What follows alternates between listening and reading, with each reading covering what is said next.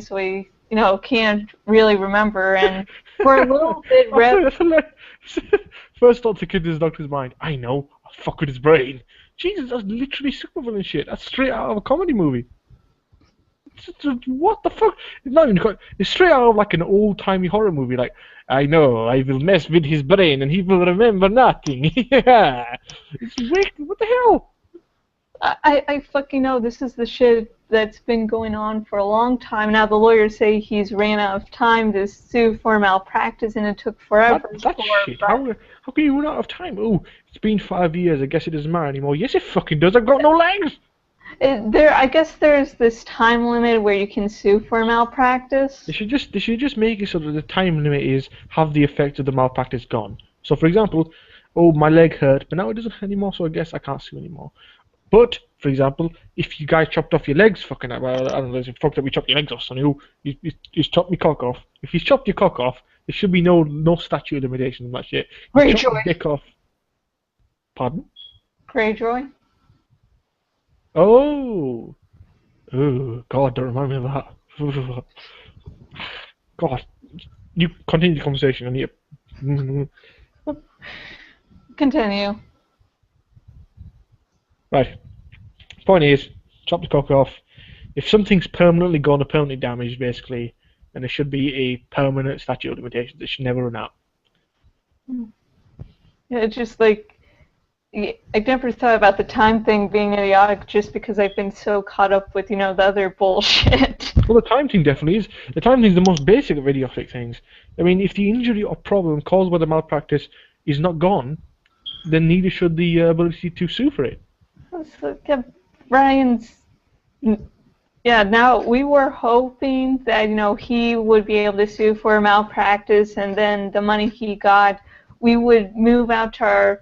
a little home of our own, so I wouldn't have to be living with Dad, and we would, finally, get closer to getting married. So yeah, Revs texted me today, and it was just fucking hell. Frankly, in all honesty though, there's a very real chance you could just get a better lawyer and he'll do it, because, frankly, it's the law, you could fuck with it. My granddad's a lawyer, my dad's a lawyer, half the fucking people in my family are lawyers. I've worked as essentially as a paralegal with them for like fucking years now. There's ways around everything, especially in the law. The law is made to fuck with. Frankly, there's ways to fuck with it. You need to find the lawyer willing to fuck with it. Apparently you guys haven't done that yet. You know what you need to do? It's not illegal, but it's of immoral character. You need to find like a shady backdoor lawyer, like some kind of... Like from Breaking Bad, like Saul Goodman. Yeah, you need Saul Goodman is what you need. Yeah. Don't know where we'd get one. You could get the actor, bring him in, get him to do his bit. That would be amusing, since me and Revs are both Breaking Bad fans, but I don't know if that would really work out. If the judge is a Breaking Bad fan, yeah, he might be like, all right, I'll do that. I guess I'm in Breaking Bad now. You might think he was. You might think he accidentally auditioned for it or something. Oh, that's what you'll do. Tell the judge. Fake some auditions for the judge to be in Breaking Bad, like the new episode, the final movie or some shit, which doesn't actually exist.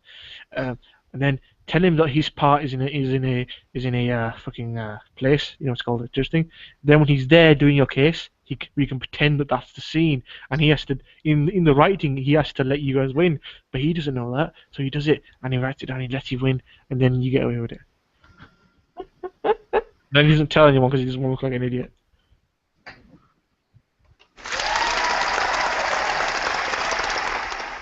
I know, I'm a genius.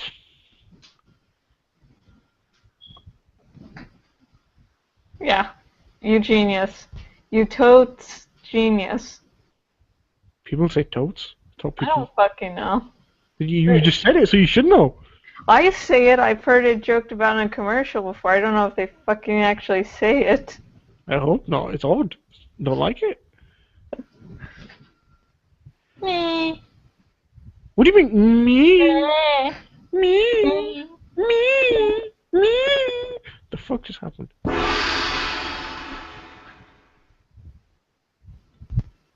Gong. Gong. Next topic. Is... Or continue topics? I don't know. No, we're now on to announcements. So, Omar, if you have anything you want to advertise.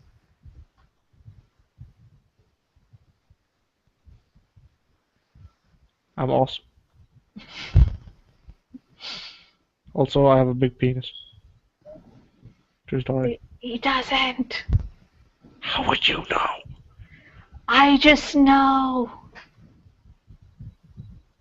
Basically, what she just said is she knows the size of every person's penis on the planet, which means she has fucked everyone.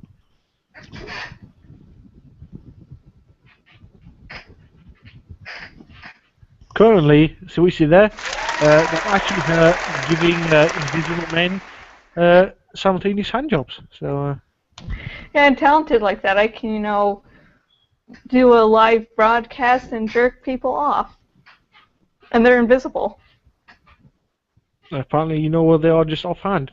Ha! Offhand. Well, in hand, I suppose.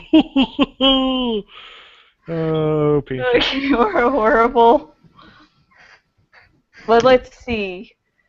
Some announcements from me, since I'm the only one that gives them, but I give Omar the opportunity to embarrass himself every week. What do you embarrass himself? I just want to remind everyone of the girth of my penis. Anyways, next week, or at least in the future, Rev Resner should be joining the live broadcast. Rev Resner, boom boom. Oh, this theme song. This theme song. I'm giving a theme song. He needs one. Yeah, when he appears. When who appears? When I say, I'm Jashikins, and you say I'm Omar, then you should do your whatever version of the theme song you came up with. And we won't tell Revs that you're going to do that. He's going to find out on his own. So hopefully that will happen, because, I know all you people enjoy Revs, and the only problem is really getting him in front of a fucking camera. Who that? Rev Resner. Who that? Rev Resner. I gotta make it a bit longer, for the intro and that. Yeah. So, also. He's the raviest Rev Resner. Okay. So. But he puts on a top hat and walks out. Yeah. And anyways, there's one more chapter to go in my gift pick to Cat, Tobias, and me, so look forward to that final chapter. I'm also starting the next in-between miniseries. There will be Animorphs the Following crossover, which I've been meaning to do for a while. I've outlined it, but I think my expectations for it in my mind were a little bigger than, I could do for a miniseries, because this is supposed to be short, and I wanted something long-lasting, so it's sort of it's going to be gold, but yeah, I don't have much confidence, so check that out when it comes out. The first chapter should be released in maybe 2 or 3 days, and the title of the miniseries is The Works of Krayak, and so Krayak. It's pronounced The Works of Krayak. For people like Omar, he's basically the devil figure in the series, where basically the first instance you find out about him is in book 6, but you don't know it's a reference to Krayak, and it takes until maybe book 26 until you find out what the red eye was. So, like, for the longest time, fans of the book series were like, what does this mean? So it's... Then I'm continuing working on New Beginnings and Second Chances, which is a post-war Animorphs fic between Marco and Tobias, and I can't really say anything about any of the other characters that are going to appear later in the fic, because that would be a spoiler. What? Animorphs meets Terminator. I'm just saying. Yeah, maybe we should do it. Yeah, crossover between Terminator and Animorphs. That would be interesting. I sort of would like maybe a Animorphs and Supernatural crossover because, you know, there's I a don't thing know with how that makes sense. shapeshifters. There's in Supernatural, there's a thing, you know, against shapeshifters. So imagine an Animorph just appearing there and has the ability to change into animals. The Winchester brothers would think they were, you know, evil and try to kill them. Valid point, valid point. To be fair, it's normally Dean who wants to kill them. Sam was like, I don't know, maybe we should give them a chance, but then he kills them anyway. Yeah, so. Speaking of which, Dean's a dick for doing that. Yeah, I Well, always thought that's a nice he kills segue. everyone Sam likes. Oh, Sam likes you. Guess what? You dying. But every time he gets a bond with like a demon or some shit. Ooh, I'm friends with Crowley. Now I'm gonna kill him. Ooh, I'm friends with Vampire Guy. Now I'm not gonna kill him. Doesn't make any sense. The Vampire Guy was an active psychopath murderer. Freaking Crowley is literally the devil. You know what I mean? He ain't killing them. But ooh, random shifter who just wanted to live. Oh, kill her. Yeah, that's. He's not. Let's be honest here. He's entertaining, but is he a good guy? Probably not.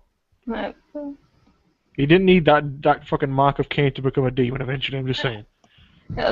yeah, he did make friends with the one vampire, Benny. What I didn't like how that storyline was broken off was because Sam was getting an all jealous fit, and it's like, if I have to give up my girlfriend, you have to give up your boyfriend, vampire boyfriend. In all fairness, he's right though.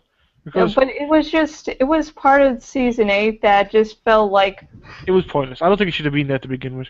I think Benny should have like lasted longer, or at least him and Dean breaking ways should have been done a lot differently. If he was in there, if you created the character, you should have given him more time.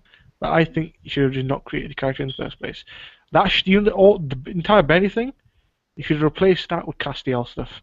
Not exactly the same thing Benny was going through, but Castiel related storylines because he's awesome. I want to see more of him. The one thing in season 9 that I didn't really like about Cass was that, you know, he seemed to have a nice budding relationship with this woman. I was like, okay, it might not work, it might not, but you know, you were expecting more. And then the episode after they leave Cass with the lady, Yep. the next one is like, oh yeah, I'm back. We didn't work out because She tried to poor kill him. writing. No, did she try to kill him? No, that was someone else. That was like an angel tried to kill him. I can't keep track of how many times Cass turns into a human and then back to an angel. You'd think he'd be used to it now. You'd think he'd actually understand at this point. No.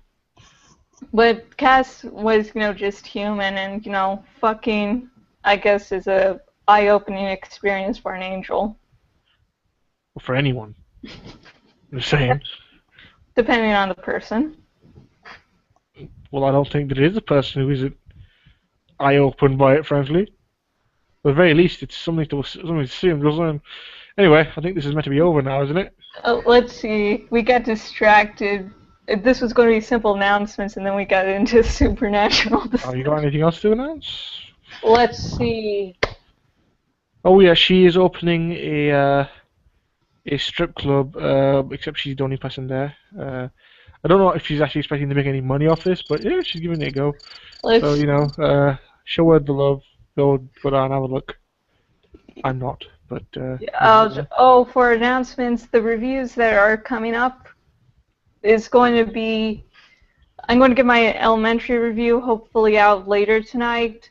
I'm going to do the Hannibal, the season 2 review, and Revolution, you know, season review, and it ended up on a fucking cliffhanger, and I'm loathing that the series has been canceled now. And now I'm going to be reviewing Godzilla. And plus, after I get at least the majority of those reviews out of the way, I'm going to watch the normal hard and review that. But the thing is, I've been holding off seeing it until my schedule is clear, because from what others have said, it seems to be a very sad movie. I mean, the trailers makes me tear up, so it's like I'm probably only going to be able to make this through once. Well, I haven't actually seen that. I'm going to Google that later and see what it's like. Mark Ruffalo is in it, also Jim Parsons. And Jim Parsons, I believe, was in the play version that this movie is based on. And he's Sheldon, yes. Good. I like Sheldon. Yeah. So it's the cast is good. But I'm like, Can I just say, right, that was a demonstration of two different types of people. The person was like, yes, Jim Parsons appeared in the theatrical version of the movie. I believe the movie's going to be quite good. I believe I'm probably going to cry, so I'm preparing to watch it. And then here's me, hey, Jim Parsons, that Sheldon fella? I'll give it a watch then, innit? That's the two different kind of people in this world. People like me and people like you. I just like, I like to People prepare. like me win. I just There are more of us. We win by numbers. bullshit. No, we are legion. I mean, I'm excited about the cast with Jim Parsons and Mark Ruffalo mainly. So I'm like really excited to see them. But it's like one of those where I want to see you really, act, but I don't want to cry. At least I'll be watching the normal part I'm gonna watch that movie, but I don't cry. in private so I can cry freely. Because when I'm, What are you being a bitch for? out with If I see a other, movie and it's sad and I cry, I'm like, fuck the world, I'm crying. Like British Terabithia, that shit is super sad. A bit where that shit happens, in case you haven't seen it, you should watch it, it's a really good movie. I was like, oh god. Oh no, I can't handle this. Oh no, I'm crying like a bitch. That's what that movie is. Honestly. I don't know. It's like Also, Pushing I don't cry at a lot of things. Like when Mufasa died in The Lion King, I didn't bat an eye. Neither did I. Didn't I? Yeah, and then I was with my former stepsister Hannah, and she was like, "I have to look away during this part. Can you tell me when it's over?" I'm like, As a thing that I guarantee makes you cry, because if you're not human. The beginning sequence to Up. not really. I might get Wrong with you? at some That shit makes me bored like a bitch. I was like, no, but she wanted a baby. She died. She didn't go to the place. No, no, God, it's too quickly. No, don't do this. That was my reaction to it. I was dying, honestly. I was like, no. The side off, this way does to you, kind of, it's like side of, oh, poor kid, he's on his own. He's a cute fellow. Then he meets the girl, and it's like, oh, they're going to be friends. And then they get married, it's like, yay, so happy. They're happy together, and then they get a job, and they're so nice together. And then the diagnosis, you can't have babies, they're on their own. Then she gets sick, and then it goes downhill, and he's fighting, he's trying to keep her happy, but he can't do it. She's getting sadder and sadder and sadder, but she's just happy to be there with him. Oh, God. Maintain the man. You don't have much money left over. Hold your ground. Okay, I'm going to, sign off now since we've got the announcements out of the way while we sidetracked a million other things. I have been Jashikins, owner at jashikins.blogspot.com, and go there and check out my reviews, my series, and like a bunch of different stuff. And on the sidebar for my blog, you'll also find links to where else you can find me on the webs. And I'm Twinkletoes. I have nothing to tell you. Want to say something before I stop the broadcast, Twinkle? My penis is bigger than yours.